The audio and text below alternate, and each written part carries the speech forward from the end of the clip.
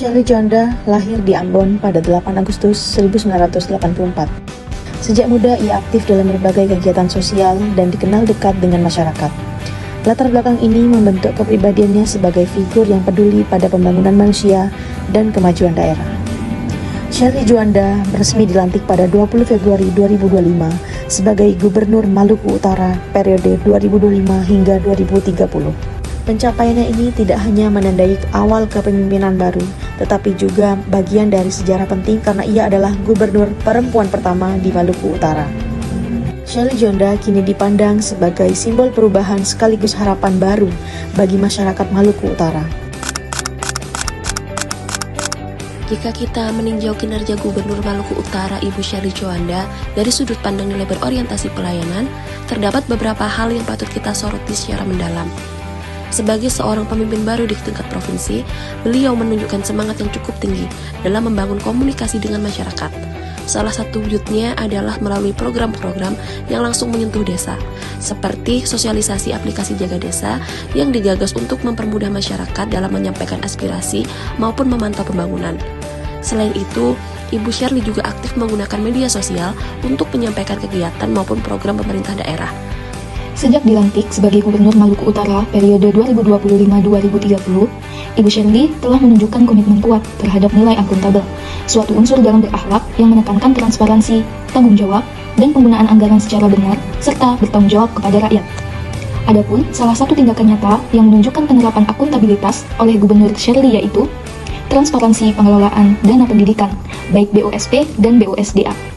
Shirley mempertegas bahwa dana bantuan operasional sekolah atau BOS dan bantuan operasional sekolah daerah atau BOSDA 2025 akan dikelola menggunakan aplikasi digital. Caranya boleh kita menggeser anggaran, jadi kita bukan mencoret, kita relokasi anggaran karena fasilitas perjalanan dinas, makan minum yang tidak produktif, itu boleh kita geser untuk program dalam 12 OPD untuk ketahanan pangan, penurunan kemiskinan. Peningkatan dan optimalisasi pendapatan asli daerah dengan pemahaman yang benar terhadap mekanisme pengelolaan anggaran baik dalam aspek perencanaan, penataan usahaan, hingga pelaporan keuangan daerah.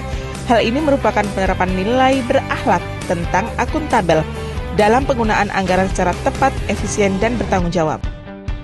Gubernur Maluku Utara Shirley Juanda turun langsung ke Halmahera Barat. Beliau memastikan program cek kesehatan gratis dan makan bergizi gratis berjalan dengan baik. Tapi saat ada sekolah yang belum jalan programnya, Bu Gubernur tegas minta untuk ditindaklanjuti. Inilah contoh nyata kompeten hadir dengan cek fakta di lapangan dan pastikan solusi. Bukan cuma itu, di pendidikan vokasi beliau tekankan siswa harus punya skill nyata, siap kerja dan profesional. Nilai berakhlak kompeten itu artinya kerja tuntas, tepat sasaran, dan memberi manfaat bagi masyarakat. Kami memohon dukungan Bapak Presiden dan seluruh jajaran kementerian untuk membantu percepatan pembangunan infrastruktur di Maluku Utara. Karena masa depan bukan hanya soal teknologi yang canggih, tapi juga tentang hati yang peduli, tangan yang bekerja, dan memastikan bahwa semua ikut maju bersama.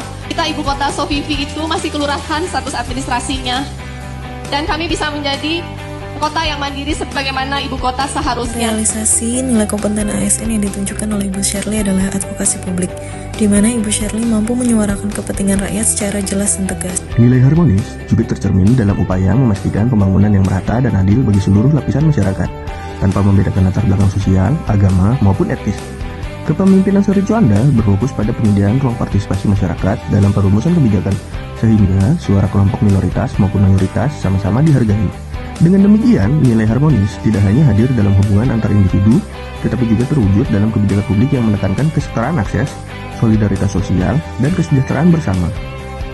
Visi harmonis Shirley Juanda Gubernur Maluku Utara mewujudkan Maluku Utara sebagai provinsi yang damai, setara, dan bersatu dalam keberagaman melalui kepemimpinan yang kolaboratif, terbuka, dan berkeadilan. Shirley adalah perempuan Kristen yang berasal dari etnis minoritas Tionghoa, memimpin daerah yang mayoritas penduduknya berbeda latar belakang agama dan etnis. Namun ia dapat terpilih dan dipilih rakyat. Itu sendiri mencerminkan bahwa nilai keberagaman dan kesetaraan dihormati, menghargai perbedaan. Ibu Shirley Juanda menunjukkan nilai loyal dengan mengutamakan kepentingan bangsa melalui kebijakan yang berpihak pada rakyat. Hal itu ditunjukkan saat beliau membongkar dugaan permintaan anggaran 1,7 miliar rupiah untuk identifikasi jalan rusak. Berdasarkan hal tersebut, beliau membuka layanan pengaduan jalan dan jembatan rusak yang dapat diakses secara langsung oleh masyarakat. beliau menunjukkan kesetiaan pada negara dengan mencegah penyalahgunaan keuangan negara. Melalui tindakan tersebut, Ibu Sherly Juanda membuktikan bahwa loyal merupakan pengabdian nyata untuk menghadirkan kesejahteraan masyarakat Maluku Utara.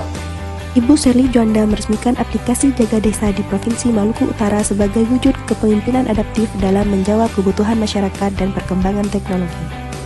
Aplikasi ini bermanfaat untuk meningkatkan transparansi dana desa, ketepatan program, ketertiban administrasi, dan pemantauan real-time.